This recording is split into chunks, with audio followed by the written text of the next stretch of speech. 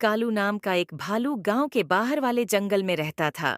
वह देखने में जितना काला कलूटा था, मन से उससे भी अधिक काला था।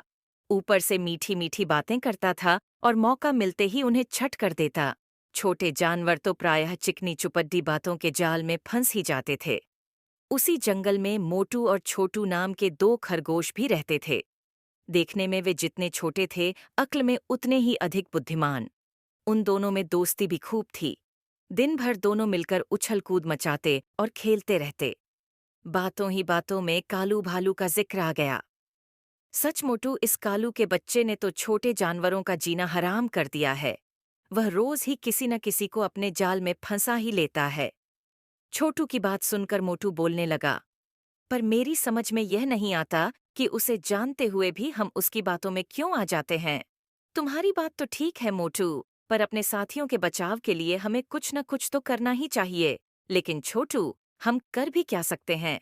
हमें उस भालू को ऐसा सबक सिखाना चाहिए कि वह जीवन भर याद करे। छोटू की बात पर मोटू कुछ सोचते हुए बोला, तुम कहते हो तो जरूर कुछ न कुछ करेंगे। इसके बाद दोनों मित्र छलांगे लगाते हुए चले गए। एक पेड़ के नीचे बैठे वे सुस्ता रहे थे। तभी कालू भालू की आवाज उनके कानों में पड़ ढी। उस समय छोटू ने सोचा कि यदि वे भागने की कोशिश करें तो शायद कालू भालू उन्हें दबोच लें। इसलिए वह बातें बनाते हुए बोला, अरे कालू दादा, आप यहाँ घूम रहे हो?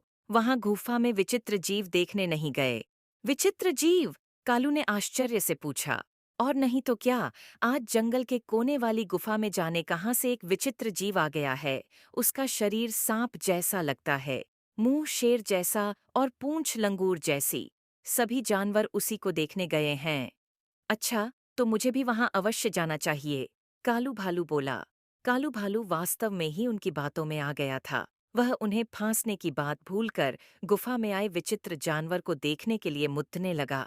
तभी छोटू ने आवाज लगाई, कालू दादा, तुम्हें याद है ना कि उस विचित्र जानवर का मुंह शेर जैसा है? उसका मुंह देखकर डर मत जाना। आप ध्यान से गुफा में घुसकर उसे अच्छी तरह से देखना।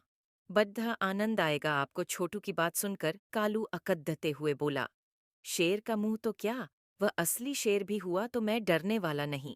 इतना कहकर कालू भालू विचित्र जानवर को देखने की उत्सुकता में गुफा की ओर चल पड़ा। उसी समय मोटू और छोटू खरगोश भी दौड़ते हुए दूसरे रास्ते से गुफा के पास पहुंचकर छिप गए। थोड़ी देर बाद कालू भालू गुफा के पास आया और इधर उधर झांककर गुफा के अंदर जाने लगा। सामने ही शेर का मुंह देखकर वह मन ही मन सोचने लगा कि वास्तव में ही वह विचित्र जानवर होगा। बिना किसी झिझक के वह अंदर जाने लगा। कुछ ही क्षणों बाद कालू भालू गिरता पड़ता गुफा से बाहर की ओर दौड़ता आ रहा था। बेचारे के शरीर पर कई जगह गहरे घाव हो गए थे। कहो कालू दादा, देख लिया विचित्र जानवर? छोटू ने पूछा तो मोटू भी बोल पड़ा, अब तक तो तुम बातों में फंसाकर छोटे जानवरों को मारते थे, आज तुम खुद भी बातों के जाल में फंस ही गए। कालू भालू की दोनों टांगें इतनी बुरी तरह घायल हो गई थीं कि अब वह ठीक से चलने लायक भी नहीं रहा था। असल में जंगल के कोने वाली गुफा में कुछ समय पहले ही एक शेर रहने लगा था। कालू भालू को इसकी जानकारी नहीं थी। उसी का लाभ उठाकर मोटू और छोटू खरगोश ने उसे यह सबक सिखाने की सोची थी।